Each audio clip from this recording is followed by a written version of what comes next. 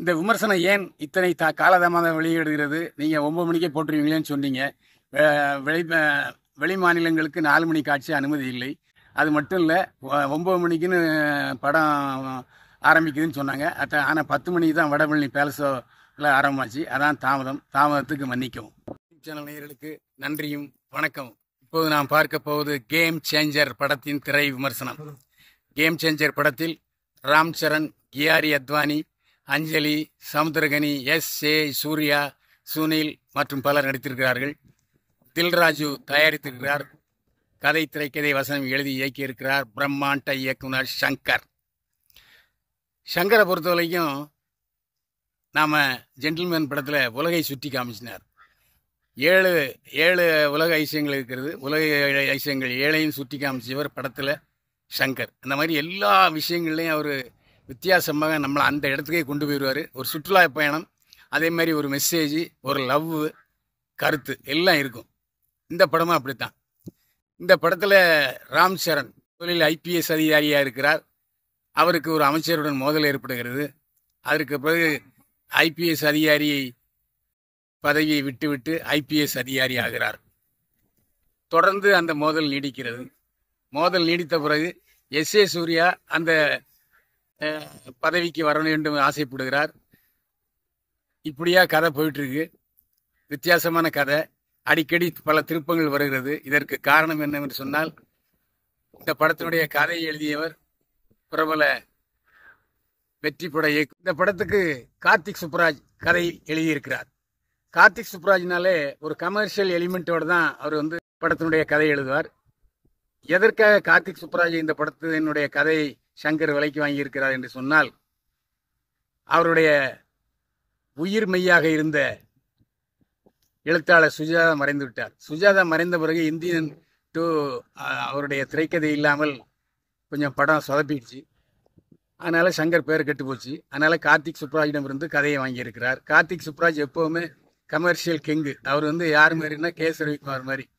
அதனால் அடிக்கடி திருப்பங்கள், ஒரு அரசியல்வாதிக்கும் ஒரு அரசு அதிகாரிக்கும் உள்ள சண்டை எப்படி வருது, தந்தையை கவிழ்க்கிறதுக்கு மகன் எப்படி சதி செய்கிறான் போன்ற விஷயங்கள் இந்த படத்தில் சமுத்திரகனியும் மிகச் சிறப்பாக நன்றாக நடித்திருக்கிறார்.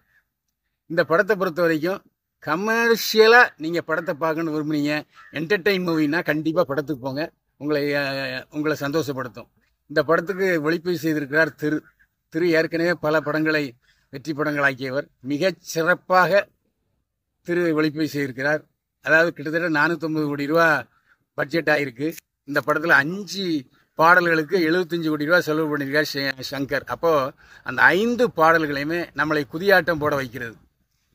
அந்த கண்ணை அங்கங்கே சிமிட்ட முடியாத அளவுக்கு 5 பாடல்களும் படமாக்கி இருக்கிறார் ராம் சரணும் கியாரா அத்வானியும் மிக சிறப்பாக கோஆப்ரேட் பண்ணி டான்ஸ் காட்சியிலே ஆடியிருக்கிறார்.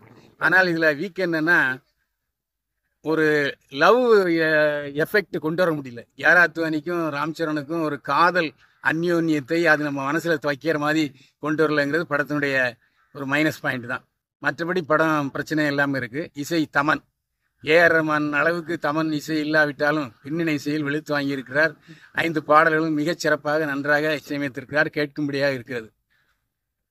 இந்த படத்தை பொறுத்த வரைக்கும் எங்கேயோ இந்த கதையை பார்த்த மாதிரி இருக்கு, எங்கேயோ இந்த சீனை பார்த்த மாதிரி இருக்கு அப்படிங்கிற உணர்வு வரும். அந்த உணர்வு இல்லாமல் வேகமாக பரபரப்பாக இயக்கி இருக்கிறார் இயக்குனர் கே. சங்கர். இந்த படம் 450 கோடி ரூபா செலவாச்சுன்னு படத்தின் தயாரிப்பாளர் தில்ராஜு சொல்லியிருக்காரு. அது உண்மையிலும் உண்மை. இந்த படத்தில் தமிழ், தெலுங்கு, இந்தி, கன்னடம், தெலுங்கு 5 மொழியில் ஒரே நேரத்தில் ரிலீஸ் ஆகிறது. அதனால் இது பேன் இண்டியா மூவியாக இயக்கி இருக்கிறார் சங்கர். அதே மாதிரி பேன் இண்டியா மூவியாக தயாரித்திருக்கிறார்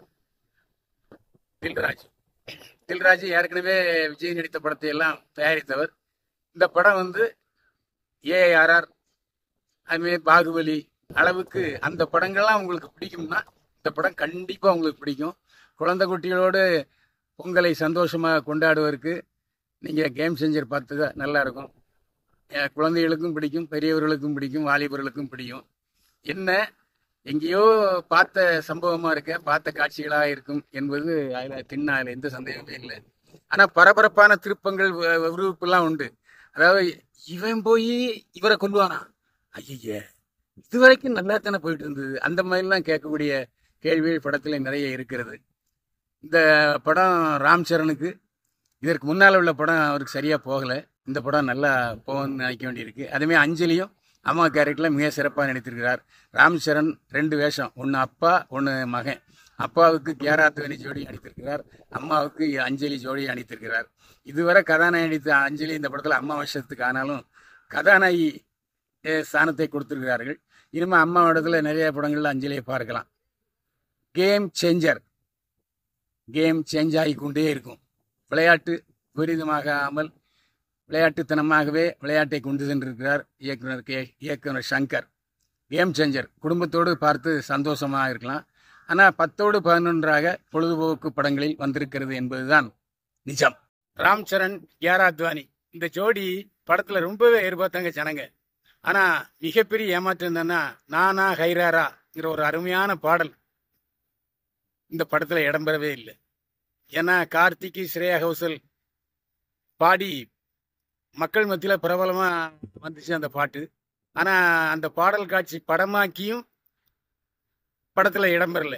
இது பற்றி படக்குழுவினர் விசாரித்த போது பொங்கலுக்கு அப்புறம் நாங்கள் இந்த பாட்டை சேர்ப்போம்னு சொல்கிறாங்க. என்ன புத்தியோ என்ன அளவோ தெரியல. அதாவது ரசிகர்களை ஏமாற்றுவதே பிழைப்பாக வைத்து கொண்டிருந்தால் எப்படி? அதாவது எடுத்த பாடல் காட்சியெல்லாம் போடணுமா இல்லையா?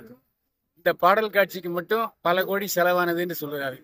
பல கோடி செலவாகியும் இந்த படத்தில் இந்த பாடல் இடம்பெறவில்லை என்றால் எவ்வளவு பெரிய ஏமாற்றமாக இருக்கும். அதாவது பழைய படங்களை ஒப்பிடும் பொழுது சங்கருடைய இயக்கத்தில் இது வெளிவந்திருக்கிறதா என்ற சந்தேகத்தை ரசிகர்கள் மத்தியில் குழப்பத்தை ஏற்படுத்தியிருக்கிறது. பழைய படங்கள்ல பார்த்தீங்கன்னா அப்படி ஒரு ரொம்ப ஆர்வமாக ஒவ்வொரு ஷாட்டும் அந்த பாடல் காட்சியில் பார்க்கும்போது ரொம்ப வித்தியாசமாக இருக்கும். நம்ம பார்க்கும்போது தெரியும். அதாவது வரிசையாக அந்த பஸ்ஸில் கலர் அடித்து ஒரு படத்தில் வெளியிட்டிருப்பாரு. அதெல்லாம் நாங்கள் பார்த்து எவ்வளோ சந்தோஷப்பட்டிருக்கோம். ஆனால் மிகவும் எதிர்பார்த்து வந்த ரசிகர்களுக்கு கேம் சேஞ்சர் ஏமாற்றம் தான். பல கோடி செலவில் படமாக்கப்பட்ட பாடலை ஏன் கேம் சேஞ்சர் படத்தில் சேர்க்கவில்லை என்பது கேள்விக்குறி.